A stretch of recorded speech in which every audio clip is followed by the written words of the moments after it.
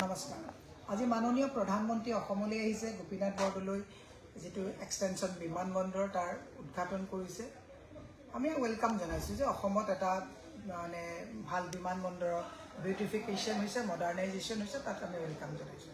কিন্তু প্ৰথমবাৰৰ কাৰণে আমি প্ৰধানমন্ত্ৰীৰ লগত আদানী এজন কোম্পানীৰ বিৰাট এটা ডাঙৰ কোম্পানীৰ এজন মালিককো প্ৰধানমন্ত্ৰীৰ লগত সমানে সমানে আমি একেলগে তেওঁৰ একেটা ব্যস্তনিতে আমি থকা দেখিবলৈ পাইছোঁ। ইও এক কি সংকেত হয় যে সকলোৱে চকু দিয়া ভাল।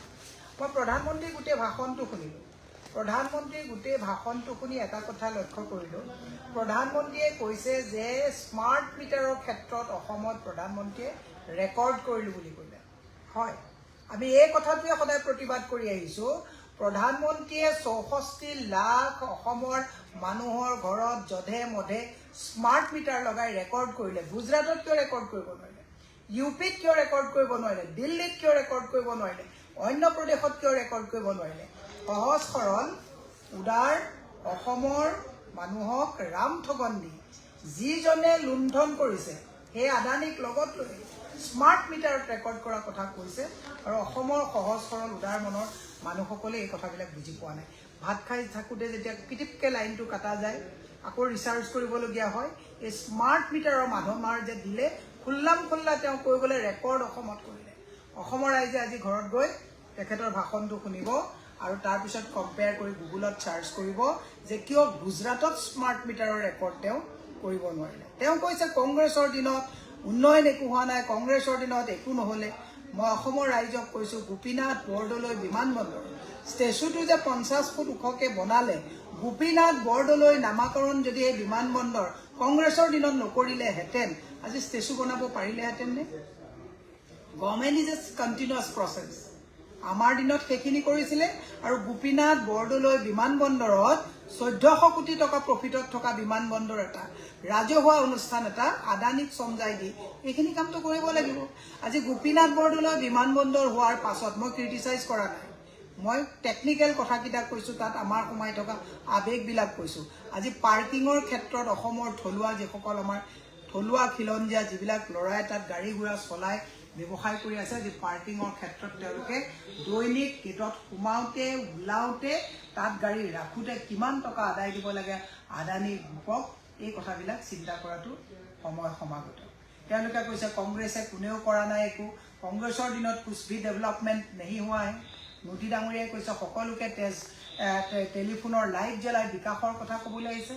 হয়, বিকাশ হৈছে, আদানীৰ বিকাশ হৈছে, আম্বানীৰ বিকাশ হৈছে, হিমন্তৰ বাহিনীৰ বিকাশ হৈছে, মোদী বাহিনীৰ বিকাশ হৈছে। আৰু তাৰ পৰিৱৰ্তে কি হৈছে, টৰ্চ লাইট জ্বলাই থকা মানুহবিলাকৰো চৰকাৰ অসমীয়া মানুহক কেনেকৈ ৰামঠগন দিছে। এওঁলোকে এডভান্টেজ আছাম পাতিছিলে, নৰেন্দ্ৰ মোদী ডাঙৰীয়া আহিছিলে, টুইন টাৱাৰ বনাম বুলি কৈ আমাক আশাৰ আৰু সপোনৰ বতৰা দি থৈ গৈছে। স্মাৰ্ট তেওঁলোকে টাউন বনোৱাৰ কথা কৈছিলে, মেট্ৰ' ট্ৰেইনৰ কথা আছিলে। এই কথাবিলাক মানুহে পাহৰি গ'ল। এই কথাবিলাক এডভান্টেজ আছামৰ সময়ত যে টুইন টাৱাৰৰ কথা কৈছিলে, নৰেন্দ্ৰ মোদীয়ে 16 মে'ত সকলো বিদেশীকে দিম বুলি কৈছিলে। আজি তেওঁলোকৰে বিধায়ক বিজয় মালাকাৰ, বিদেশী বাংলাদেশী মূলৰ বিধায়ক, আজি বিধানসভাত প্ৰৱেশ কৰি দপদপাই তাত আছে। 2 কোটিকে চাকৰি দিম বুলি কৈছিলে। মানুহবিলাকক মনত পেলাই দিছোঁ, কাৰণ ৰাজনীতি চাওক, আমি পলিটিকেল মানুহ, আমি কথাবিলাক মনত পেলাই দিব লাগিব, কাৰণ ইমান ফাঁকি আমি সহ্য কৰিব নোৱাৰোঁ। 2 কোটিকে চাকৰি দিম বুলি কৈছিলে। ক'ভিডৰ পিছৰ পৰা 50 লাখকৈ মানুহৰ চাকৰি যোৱাৰ পৰিৱৰ্তে অসমত 16,000 চাকৰিৰ বিপৰীতে 32 লাখ লোকে ল'ৰা ছোৱালী আজি তাৰিখত চাকৰি বিচাৰিবলগীয়া হৈছে। 15 লাখকৈ টকা ক'লা ধন ঘূৰাই আনি একাউণ্টত ভৰাই দিম বুলি কৈছিলে। আজি 15 লাখ টকাকৈ একাউণ্টত ভৰাই দিয়াৰ কথাটোতো দূৰৰ কথা, ATMত পইচা সোমোৱালে উলিয়ালে বাৰেপতি পইচা কটা যায়, GSTৰ মাধমাৰ হয়। ডিমনিটাইজেশ্যন এইজন প্ৰধানমন্ত্ৰীয়ে কৰিছিলে।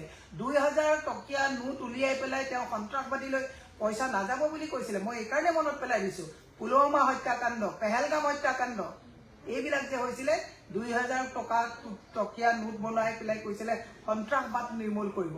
কিন্তু আজি তাৰিখত সন্ত্ৰাসবাদ কিমান নিৰ্মূল কৰিছে? চাইনাই আগ্ৰাসন কৰিছে।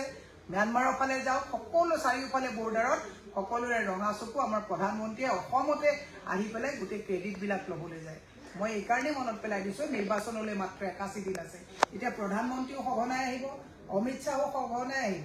এই যে বানপানী ৰোধৰ কাৰণে তেওঁলোকে যে ডাঙৰ ডাঙৰ তালাপ বনোৱা কথা কৈছিলে, কৈ লৈ পেলাই তেওঁলোকে নিৰ্বাচনৰ বৈতৰণি পাৰ হৈছিলে, এই কথাবিলাক অসমৰ সহজ সৰল ৰাইজে মনত ৰখা ভাল। ক্ৰিটিচাইজ আমাক কৰক, আমি বেয়া নাপাওঁ, কিন্তু আমি ৰাজনৈতিক দলৰ কৰ্মী হিচাপে আমাৰ এইটো নৈতিক দায়িত্বপনে যে এজন প্ৰধানমন্ত্ৰীয়ে কংগ্ৰেছক দোষাৰোপ কৰি এজন প্ৰধানমন্ত্ৰীয়ে বাৰে প্ৰতি আহি অসমৰ সহজ সৰল মানুহক যদি এই বিকাশৰ বন্যাৰ কথা কৈ পেলাই, বিকাশৰ গংগা বোৱাৰ কথা কৈ পেলাই যদি ৰাম ঠগন দিয়ে, এইটো একচুৱেলি দুৰ্ভাগ্যজনক কথা আৰু পৰিতাপৰ কথা।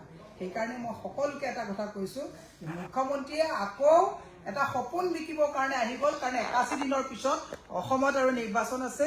প্ৰধানমন্ত্ৰীয়ে এতিয়া আদানীক লগত লৈছে। বহুতছে দুৰ্ভাগ্যজনক কথা, এজন প্ৰধানমন্ত্ৰীৰ একেটা কোটাৰী একেটা বৈতৰণিত আদানীক সমানে সমানে লগত লৈ গৈ আছে।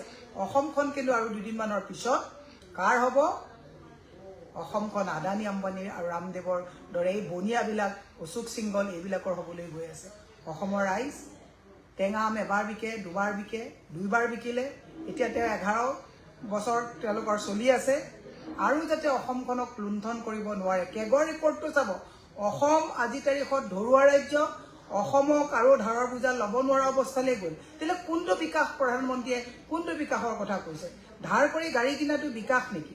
গোটেই প্ৰপাৰ্টি মডগ্ৰেজত দি পেলাই যদি মই কাইলৈ যদি ঘৰত ডাঙৰ ডাঙৰ চোফা লগাওঁ, ডাঙৰ ডাঙৰ টাইলছ মাৰ্বল লগাওঁ, এইটো বিকাশ হ'বনে? ধৰুৱা অৰ্থনীতি নজনা এটা অপৰিপক্ক এটা অৰ্থনীতি হ'ব। সেইকাৰণে মই দীঘলীয়াকৈ নকৰি প্ৰধানমন্ত্ৰীক এটা কথাই কৈছোঁ, এয়াৰপৰ্ট আপোনালোকে লৈছে লওক, আপত্তি নাই, কিন্তু এই টৰ্চ লাইট জ্বলাই ফাঁকি কথাবিলাক কৈ স্মাৰ্ট মিটাৰত মানুহৰ কেনেকুৱা হাৰাশাস্তি হৈছে, ভাত খাই থাকোঁতে ফটককৈ লাইনটো গুচি যায়, ৰিচাৰ্জ কৰিবলৈ অসমৰ মানুহৰ হাতত পইচা নাই। আপুনি ৰেকৰ্ড গঢ়াৰ কথা কৈছে, আপুনি এনে ৰেকৰ্ড গুজৰাটত গঢ়ক, এনে ৰেকৰ্ড আপুনি দিল্লীত কৰক, এনে ৰেকৰ্ড আপুনি ইউপিত কৰক। এনেকুৱা ৰেকৰ্ড অসমৰ ৰাইজে বিচৰা নাই। অসমৰ মানুহক আৰু ৰামঠগন নিদিবৰ কাৰণে মই অসমৰ ৰাইজক, তেওঁলোকেতো ঠগন দিবই, অসমৰ ৰাইজক সজাগ আৰু সতৰ্কতাৰে এই টুপিবিলাক নিপিন্ধিবৰ কাৰণে আহ্বান জনাইছোঁ। ধন্যবাদ, শুভৰাত্ৰি।